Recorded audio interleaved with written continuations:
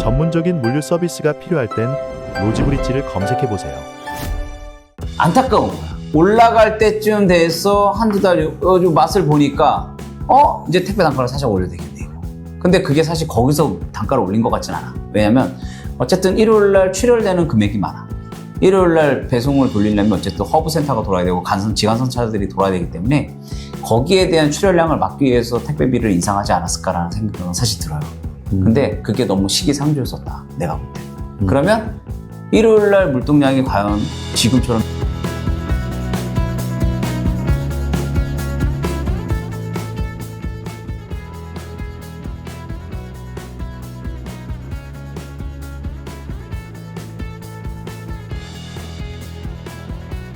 이번에 CJ가 뭘 발표했어? 뭐 발표했습니까? 택배 단가 인상안 발표했잖아. 4월 1일부터 인상안이 시작된다고. 이러면은 요만큼 늘었거든? 요만큼이 빠지는 거야 이제. 요만큼 늘어놓고 이렇게 빠질 수밖에 없어요. 그러니까 어떻게 보면 저는 제가 이제 뭐 이런 택배 쪽에 몸을 담고 있으니까 이렇게 얘기한다고 해서 뭐 저한테 뭐 화살이 돌아오진 않겠죠. 화살이 돌아오면 로지브릿지가 가만히 있지는 않을 거니까. 근데 저는 그게 조금 시기상조였다. 안정적인 모델링을 완전히 주치를 만들어 놓고 물동량을 어느 정도 끌어올린 다음에 뭐 단가 인상 정책을 한든지 뭔가를 그때서야 진행을 했었으면 내가 볼 때는 사실 저는 처음에 이걸 보면서 제가 이제 그 데이터를 갖고 있어요. 매주 일요일마다의 데이터를 거의 한 5%에서 6% 정도 올라가긴 했어요. 사실 물동량 자체가 올라갔는데 안타까운 거야. 올라갈 때쯤 돼서 한두 달 요 맛을 보니까 이제 택배 단가를 살짝 올려야 되겠네 이거. 근데 그게 사실 거기서 단가를 올린 것 같진 않아. 왜냐면 어쨌든 일요일날 출혈되는 금액이 많아. 일요일날 배송을 돌리려면 어쨌든 허브센터가 돌아야 되고 지간선차들이 돌아야 되기 때문에 거기에 대한 출혈량을 막기 위해서 택배비를 인상하지 않았을까라는 생각은 사실 들어요. 근데 그게 너무 시기상조였었다 내가 볼 때. 그러면 일요일날 물동량이 과연 지금처럼 유지가 될 거냐? 내가 볼 때는 이 상태로 만약에 가서 화주사가 단가 정책에 있어서 반기를 들어버리면 물동량은 다시 이렇게 떨어질 거다. 그렇죠. 그래서 아까 좀 전에 제가 말씀드린 그 총량을 얘기하는 게 그거예요. 전체적인 연간 물동량, 택배 물동량 총량이 증가를 하면 맞는데 일시적으로 지금 늘으셨다라고 하지만 주치리 서비스를 CJ가 제일 먼저 시작을 해놓으니까 CJ와 연관된 이렇게 대리점을 하거나 그에 이제 연관된 업을 하시는 분들은 늘었다라고 생각되지만 분명히 저는 밑장 빼서 위에 올린 거 어느 다른 택배사가 하던 것들이 여기로 일부 옮겨왔을 수도 있다라는 생각이 그렇지. 드는 거고요. 지금 뭐 여기서 저희가 CJ만 대상으로 할 필요는 없고 전체적인 택배사의 관점에서 바라봤을 때 그 총량을 처리하는 물동량의 포션들이 기업별로 좀 차이가 있을 뿐이지 전체적인 대한민국 총량의 차이는 없을 수 있다라는 그렇죠. 그 말씀을 드리는 거고 아직 이 부분은 뭐 저희 그냥 일반 생각을 막 말씀드리지만 그렇죠. 한번 조금 더 시기를 두고 뭐 한 반년 이상 흘러보고 어느 정도 수치도 나오고 저희도 좀 공부 좀 해보고 네. 구체적으로 말씀드리는 게 맞을 것 같은데 확실한 거 한 가지는 점점 최종 대리점이나 그 말단에서 진행하는 기사님들의 피로도나 데미지는 분명히 점점 생기고 있다라는 거는 맞는 것 같아요. 이거는 네. 이런 거야. 참 안타까운 것 중에 하나가 이번에 이제 그 주치렐이 시행이 되고 한 2달 정도 유예를 둔 다음에 이제 주 60시간 관련돼가지고 프로그램을 강제 폐쇄를 시켜요. 이제 7일을 근무하게 되면 6일까지만 열어주고 하루를 죽여. 근데 이거예요. 돌아가면서 로테이션 근무제를 하고 있어, 일요일날. 뭐 3인 1조, 4인 1조 뭐 이런 식으로 그렇지. 지금 뭐 하고 있는데 네. 만약에 이 친구가 이날 근무를 못해. 그럼 누군가 해야 돼. 근데 이 친구는 했어, 지난주에. 그럼 어떻게 해야 되고? 그러한 대책 방안이 너무 안타까워요, 사실은. 그러면 그게 과연 40개, 50개 때문에 용차를 넣을 수 있느냐? 용차 비용도 지금 천정부지로 엄청나게 올라가 있거든요. 지금 주말 근무 관련돼서.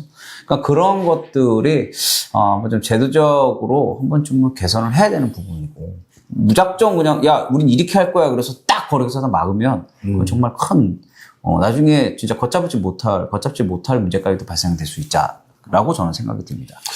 그렇죠. 조금 더 우리가 방향 잡았던 부분대로 잘 가는지 한번 모니터링을 해보고요. 그렇지. 다음에 저희도 그때 내가 그런 얘기도 했었는데 택배 종사자들 중에 주 60시간을 솔직히 안 하는 친구들도 많아요. 하루에 이제 뭐 아침에 뭐 물건을 받으러 뭐 한 10시에 나와서 오후 한 4시 정도까지 배송을 하고 그러면 11, 12, 하나, 둘, 셋, 넷, 6시간, 7시간 정도 하루에 8시간 정도 한다 해도 안 되거든. 8, 7에 56시간밖에 안 나와요. 근데 이거를 60시간이라는 기준성으로 무조건 다 맞춰가지고 그걸 강제적 폐쇄를 한다 그러면 프로그램 폐쇄라는 거는 저는 조금 한 번쯤은 생각해보셔. 아마 로지 브릿지 이 방송도 우리 CJ 담당자분들 보시지 많이 않을까? 보시겠죠. 많이 보시겠죠. 많이 보실 거예요. 이거 제가 한 얘기가 아니고 우리 류 박사님이 한 얘기니까. 아, 저는 택배업이 아니기 때문에, 뭐, 나중에. 아니, 그러니까 옆에 말씀하셔도 있는, 됩니다. 옆에 말씀하셔도 있는 분이 됩니다. 뭐 그렇게 했으면 좋겠다라는 거잖아요. 제가 뭐 택배 관련 본부장님도 알고 계시고 하지만 뭐 할 얘기는 말씀드리고 그냥 지극히 저희 개인적인 생각이라는 거 한번 제 생각 아닙니다. 제 네, 생각 생각이. 참고 한번 해봐 주시면 네. 좋을 것 같고요. 그 자, 다른 주제 하나 주신 게 그 네이버 AI 기반 쇼핑 앱 네. 관련해 갖고 어떻게 생각하냐 뭐 이런 의견을 좀 달라라고 말씀하셨는데 네. 3월 요번 달이죠. 요번 달에 AI를 기반으로 한 네이버 플러스 스토어라는 게 이제 출범이 됐잖아요. 네, 네. 그 어플 한번 사용해 보셨나요? 저요? 아, 저는 쿠팡만 해요. 그치, 그럴 수 있어요. 그럴 수 있어요. 아니, 아직까지는 그럴 수 있지. 근데 이게 의도는 그거잖아요. 자기네 네이버만의 AI 기술을 가지고 이제 플랫폼을 만들어 놓고 뭐 나이, 성별, 뭐 그 사람의 관심사, 취향, 뭐 이런 거 구분 없이 모든 것들을 알아서 이렇게 연결해주고 매칭해주고 그 안에서 소비가 일어나고 뭐 이런 것들에 대해서 한번 해보겠다. 그랬는데 뭐 생각보다는 지금까지 선풍적이었던 것 같아요. 뭐 기사 내용으로는 뭐 앱 출시한 지 8일 만에 뭐 100만 명이 다운받아갖고 뭐 이용을 해봤다. 뭐 이렇게 얘기를 하고 있고.